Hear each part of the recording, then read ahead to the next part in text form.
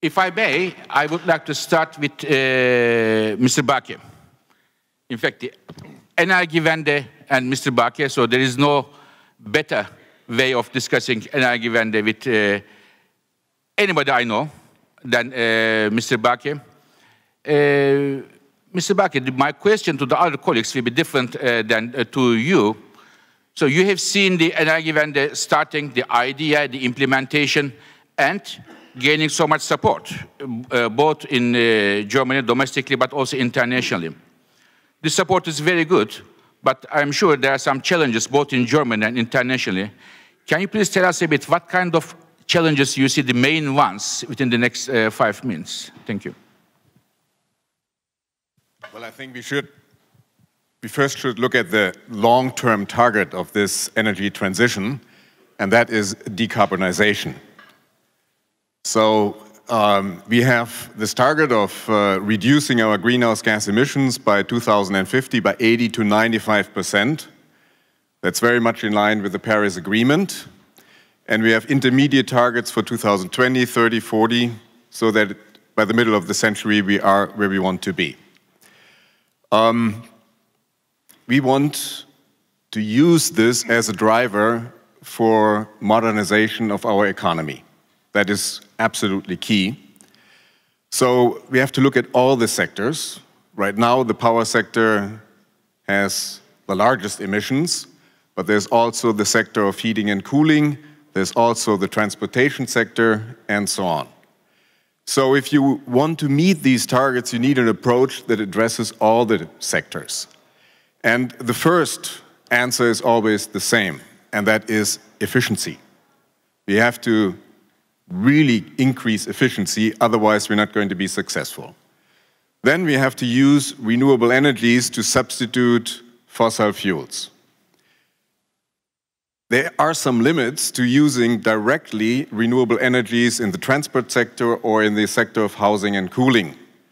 And that's why probably the power sector is going to be key, because in the long run we are all going to drive with electric cars, and we probably, after we insulate our houses, are going to use the rest of the energy from the power sector. That means electricity. So it is absolutely key that the power sector is being decarbonized.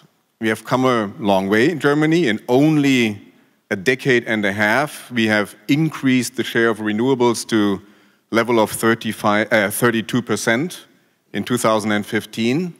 We're moving now to 45% and so on. We have these concrete steps for the next years. And yeah, we want to do it in an efficient way. The first years was all about technological development. That's why we had feed-in tariffs, guaranteed prices decided by politicians. Now, of course, there has to be more market. So we're moving to tendering systems so that the market looks for the most efficient solutions. And then, of course, you also have to make sure that the rest of the power sector fits to these increasing shares of renewables. So you cannot leave the old power sector as it is and build a second renewable next to it. That is not going to work. It's going to be very inefficient. So you have to make sure that there's the right kind of complementary firm production from the other generators. And for that, you need a new market design. And over that issue, we have talked a lot also to our neighbors, because we are part of the European single market, and whatever we do has effects on the neighboring countries and the other way around. So we came to some very important common solutions with our neighbors last year, and that is actually what we are implementing. So to sum it up, first of all, I think it's very important that you have long-term targets. That is going to trigger investment. But it is equally important that you show through action that you're serious about these targets. And of course, you have to use markets as a tool to look for the most efficient solutions. Thank you very much, Mr. Bake. Highlighting the policy certainty and also the key role of power sector in reducing the emissions for today and for tomorrow. The second speaker will be Minister Marzouk, Minister of Energy and Mines of Tunisia. Mr. Minister, what are the challenges in Tunisia in order to go for cleaner energy technologies and improving the energy efficiency? Thank you, Mr. Chair. You know, for modern economy, there are two pillars. The first one is digital transition that will help also for green energy, and the second one is energy transition. In Tunisia, in fact, we have our strategy is based on 4 pillars. Among them, and the more important of them is energy efficiency and energy transition.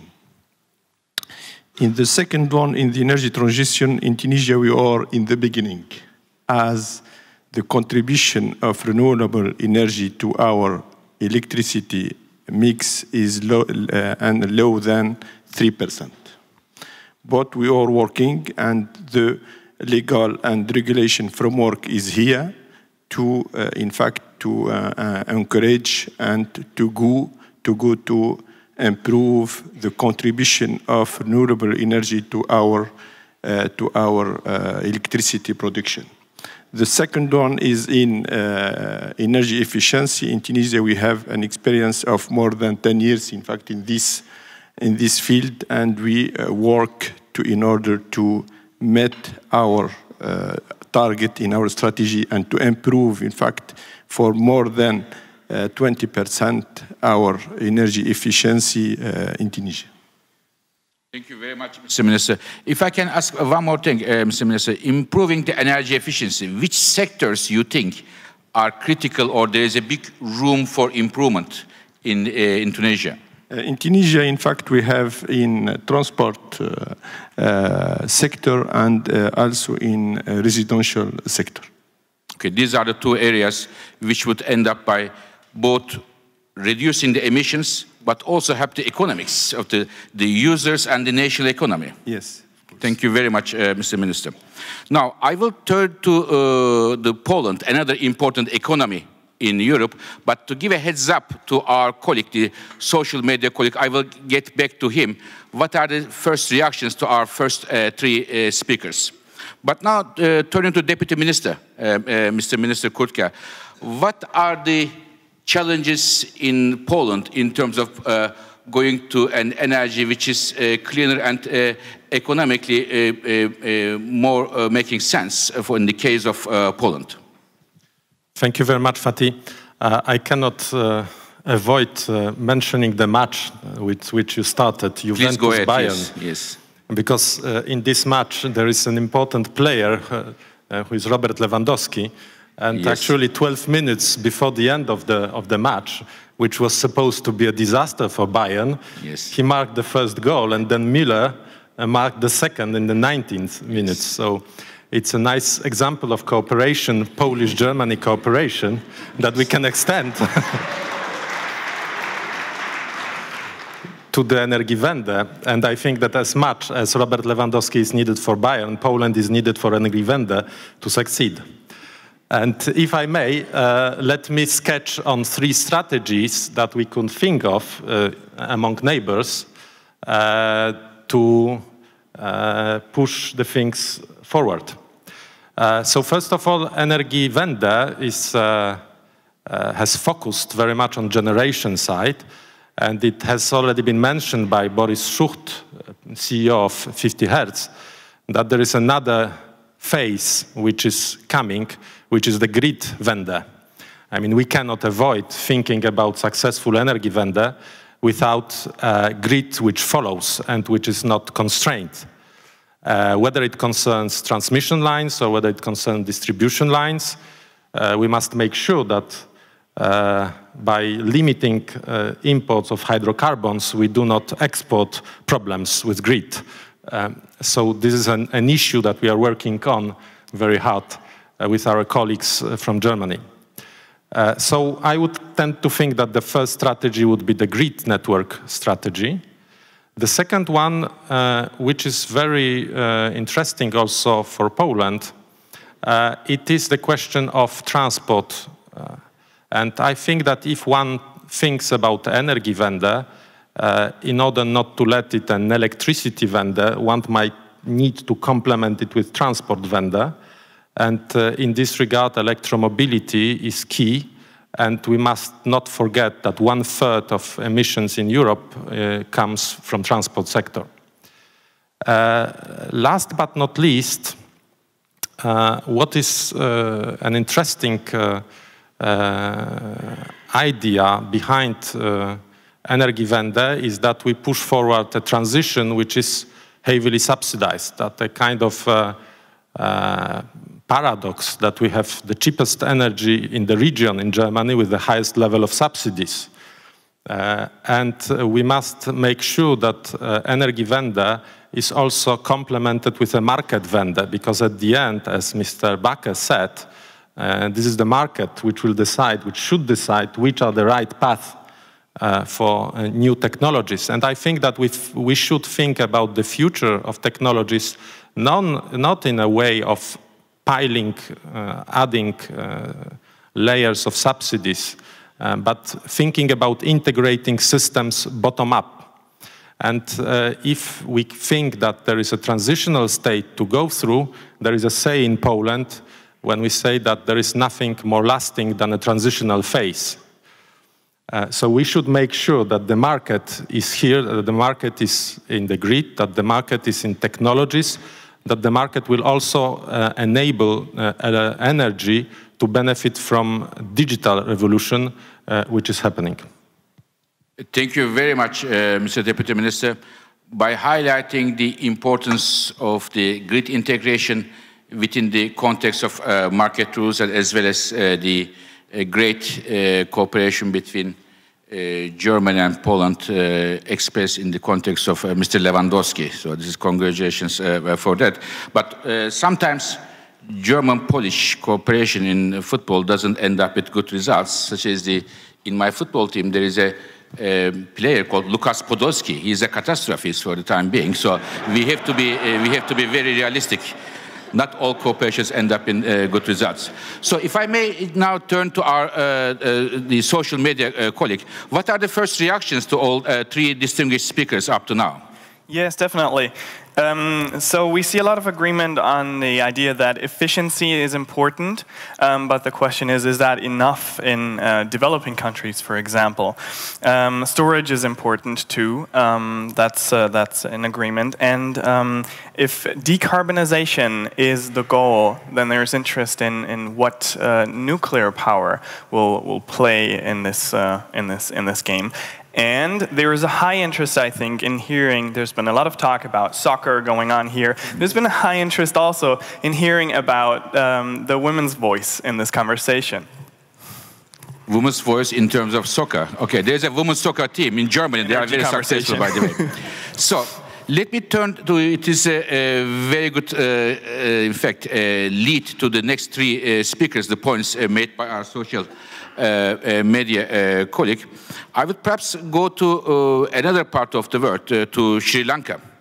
Dr. Vikramarante, who is the chair of Sustainable Energy Authority. So, Doctor, from your side, what do you see, what can you take from the Energiewende concept for your country and for the challenges you have in front of you? Yes. Actually, Sri Lanka, it's an island, so we are having a lot of hydro energy. By now, we are having about 40% of our energy consumption comes from hydro, and we have utilized it for the maximum. And also, we have about 10% solar and wind. But our potentials for solar and wind is about 30,000 megawatts, which means we can even export a lot of energy to India, our neighboring country, if needed. And we are actually, we have the problem when we are talking about Energiewende and renewable energies, we have grid problems right now. So when I heard that the gentleman from 50 Hertz, he said he has no problems whatsoever. I mean, it's a problem for us, so we need these kind of technical helps in order to get more renewable energies to our grid system. And also, our opinion is, I mean, you have to have a lot of kind of batteries in order to get more renewables into the grid. So I think the man who is going to develop batteries, he will be the next Bill Gates, I think, in this world. So, I mean, Tesla is doing it, I think. But anyhow, with batteries, storage, then you will have most of the problems solved for the renewable energy. So we are hoping that to produce more renewable energy in the near future. And we are developing some kind of system even for foreign companies to come and participate in that. So yeah, we are looking at it very, interestingly. And by the way, I have studied energy engineering in Berlin, so I'm very happy to be back in Berlin as a, not as a student, but as a, speaker here. Thank you. Thank you very much, Mr. Chairman. And I think our colleagues from Berlin is also very happy to welcome you as you see him. Before going to our next speaker, I want to put a question to come back later to think to Mr. Bakir, because we talk about electricity with renewables always almost in the context of electricity generation, but of course there are other places that we can see more use of renewables. For example, transportation sector for heat and for the others. Perhaps, Mr. Bakir, after the round, I may come back to you to get your views on that. One of the points came from the social media was, what about the other energy sources such as nuclear and the others? So I think this is a very good time to go to Mrs. Kovačevská, who is the Deputy Minister of Industry and Trade of Czech Republic. You have a lot of efforts in terms of renewables efficiency, but you have also other energy sources to look into. Can you please tell us a bit about your challenges in that direction? Well, thank you, Fatih, and thank you for being so kind and not asking me about football, because I'm more into ice hockey. You never know, I may come back, so this is... No, I like Galatasaray, don't worry. Thank you very much. But I'm more into ice hockey than football, so I would be kind of lost. There are fewer players on the ground there.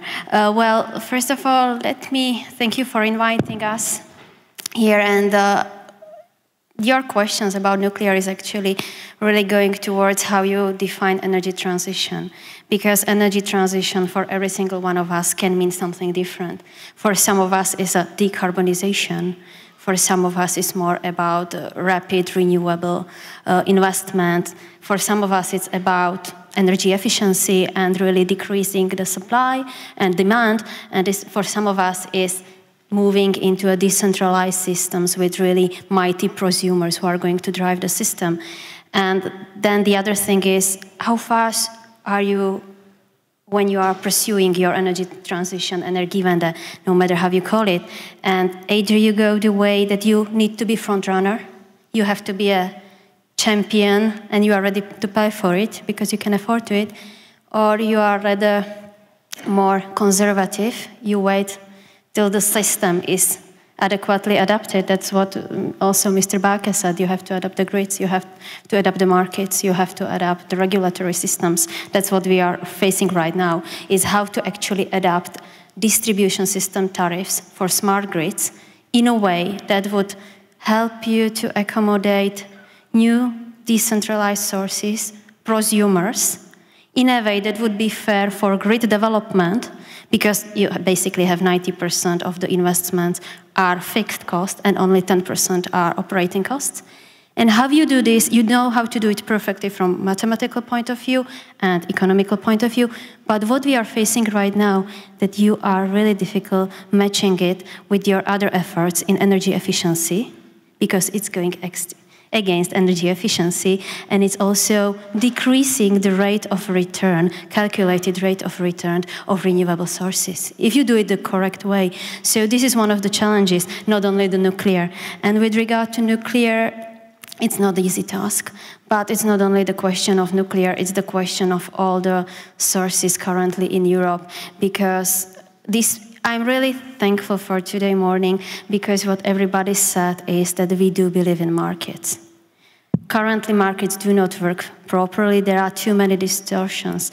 We all wanted to increase the renewable share, so we gave them a lot of operational subsidies instead of giving them investment subsidies, what would be more logical for investments that are capex intensive and virtually OPEX free.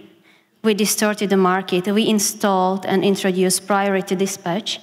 We introduced differentiated approach to the sources when some of them have responsibility for balancing, some of them don't. And this all causing the fact that the markets are not playing around the games, and some of us even do not have the scarcity pricing. I think that one of the major outcomes of the electricity neighbors that we discussed is how exactly we do need scarcity pricing for having long-term investment signals and also for incentivizing demand-side management that has been discussed here a lot today in the morning. With regard to the nuclear, we are not as fortunate as some of our neighbors. We have no sea, and also sunshine in Czech Republic is quite limited, and our biopotential biomass, biogas is also limited. So basically, if we want to go and meet our commitments that are the decentralization, and we sign to it and we really mean it honestly, even with high investments into the energy efficiency, we are not able to meet our criteria without nuclear. We think nuclear is a natural solution for those who wish to pursue the solution. It has to be on a safe level. We have to provide the high standards. But I think for us, nuclear needs to be a solution. Otherwise, we won't be able to fuel our industry. For us, more than 30% of our GDP is created by industry, heavy industry machinery that needs electricity, safe and stable electricity supplies 24 hours, 365 hours a year, days a year. And I think it's also with regard to the heating. Not all of us, when I see people in the audience, need it, but I can see, and it's not only for the Czech Republic, but also for third world developing countries, small nuclear reactors that are much smaller can play a role also in heating sector. I know that biomass and other renewables are going to play a crucial role, but for those of us who are less fortunate with natural conditions, I think that nuclear could play a role and should not be discriminated once the citizens are willing to accept it. Thank you very much, Lanka, by highlighting two important issues. One is that going to cleaner energy technologies may be different pathways for different countries, but of course there are a couple of them which are common to everybody, such as renewables and energy efficiency, but the others up to the country. The second one is, we all agree here, I guess, market instruments are the best to have the reduction in emissions. But is it always so? This depends on the right or wrong market design. I want to give you one example. Many of us believe, including myself, that the carbon price is the theoretically best instrument to reduce the emissions. When you look at we have in Europe, we have a system, and we have a carbon price. Right before the Paris meeting, carbon prices were about €9 per ton. In Paris, we had, as everybody mentioned, a very important achievement to constrain the carbon. Normally, you would expect the prices will go up, but now prices are down to €5 per ton. So therefore, the design of the market is very important. We can't leave everything to the markets alone, and so go ahead and let it go. Way of policy may not be the most efficient one. Now, I am moving another country, which is, again, a very important on the other side of Europe, which requires a lot of interconnection with the rest of the continent and has a lot of renewable energy and energy efficiency potential. And I'm now very happy to introduce Mr. Sanchez, who is the Secretary of State of Energy, Minister of Economy of Portugal. Mr. Sanchez. Thank you very much, Dr. Biro. Portugal has a long story in the promotion and development of electricity generation capacity for renewable sources. As a matter of fact, last year, Portugal has 64% of the installed capacity in Portugal was renewable. This also explains that 62% of the energy produced in Portugal in 2 years ago was based on renewables. But we have a question all the days when we start to authorize solar centrals that they are in the market, in prices in the market, is that we don't have a real market out of Portugal. We have this with Spain, it works very well, but we need to have the same in Europe that we have already in people, in capitals, in goods, that we have too in energy. We need to have a free market to put our renewable energy produced in Europe, to put the energy in all Europe. I have this day talked with the Minister of Morocco, the Minister of Energy that all have heard some minutes ago. Morocco is too alternative to Portugal to put all this energy, that is energy in the lower prices, that it is energy, green energy, but we need to put, to have a network, interconnection to all Europe. Is now your big challenge in the future is the interconnection with the rest of Europe. It also happened not only in electricity, but too in gas, because all the Iberian Peninsula have 8 terminals in GNL. They are able to put more security supply in all Europe, but we have not yet to the interconnection with the rest of Europe. It's not a problem only from Portugal, it's a problem from the Iberian Peninsula. Thank you very much, Mr. Secretary, for reminding us the importance of the interconnections and the energy trade.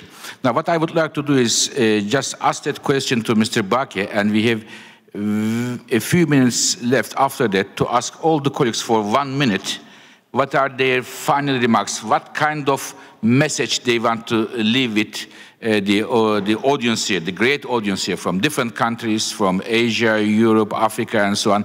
What do they want to give the message to this audience? But first, Mr. Bakke. So, Mr. Bakke, we understood in the context of electricity generation, there is a major penetration, perhaps I should even say the surge of renewables. But there are other sectors that the renewables can penetrate even stronger. What are your views on that, on the heat side, on the transportation and industry? We're going to see sector coupling. The energy in the other sectors is going to come via the power sector. And if we want to be smart, we are going to think now in investment cycles. Let's look at the transportation sector.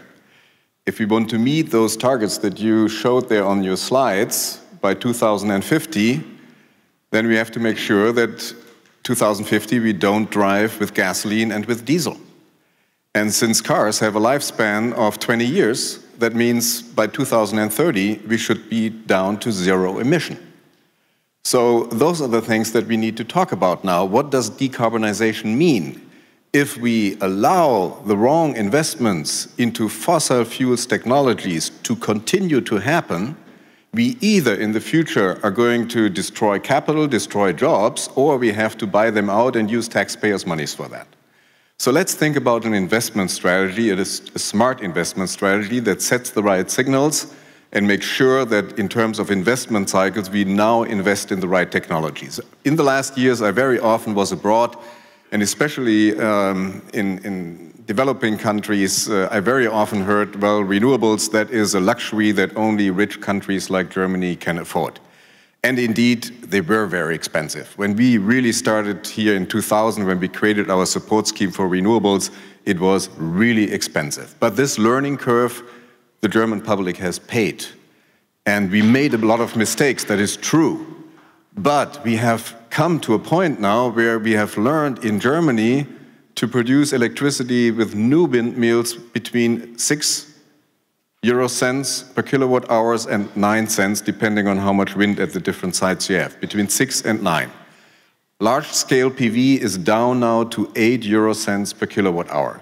So if you compare that to prices that you need if you build a new coal generator or a new gas generator in Germany, this is absolutely the same cost level. And prices for renewables continue to go down. So it's not a question anymore of costs. The technology curve has been paid. Since we made 20 years commitments, we still have to pay that bill in the next years, that's fine. But from now on, renewables are an absolute cost advantage. But what we have to do now is create a system that works efficiently, where the renewables that keep growing and the conventionals that decrease, the grids, the smart grids, the new technologies, also new ideas of storage, how they fit together. And for that, I believe we need markets. I don't pray to market as a god. For me, market is a tool to reach efficiently the targets. And that's why I absolutely agree. We need the right market design to make the things happen that we want to happen. Thank you very much, Mr. Bakke. So we have about 5 minutes, and I would like to start with the Deputy Minister of Poland. What is the message that you want to give the audience here today? Thank you very much. I think that the first truth about energy is there is no cheapest energy as the one that we do not consume, and I completely agree with the message regarding energy efficiency. The second message that I take out of it is that there is no more expensive energy than the one that we miss. We should make sure that the way in which we manage the energy sectors all around Europe, the way we have distorted it also with subsidies, do not jeopardize future investments. And we are lacking right now price signals, we are lacking stable investment framework, and we need to be very serious about it if we do not want to lack energy because we will lack proper generation at proper location, or whether we lack proper transmission grids in proper locations. Excellent. Thank you very much. Mr. Minister, Tunisia. Thank you. I want to say that, in fact, renewable energy is our future. But I think economic efficiency is not here yet, mainly for emergent countries. And we have, in fact, to work in many aspects like network interconnection, like efficiency of electricity and financial solution in order to make renewable energy solution more competitive. Okay, thank you very much, Mr. Minister. We are already seeing that we go in that direction. Renewable energies are becoming more and more competitive, especially onshore wind, solar, and others. But you are right, there is still some room for improvement. Now, I'm going to the Portugal, Mr. Secretary. What is the message that you want to give? Thank you. I think the idea for me is that we have an energy trilemma, enhancing security of supply, having clear energy from European primary sources, so more affordable. For us, they are the three questions that we have in our agenda of energy. And we believe that all Europe must have the same idea about these questions, because with these questions, we have the solution for problems that we have about security, about all the planet, and about our economy, about in the region. So I think there are three ideas very important for us.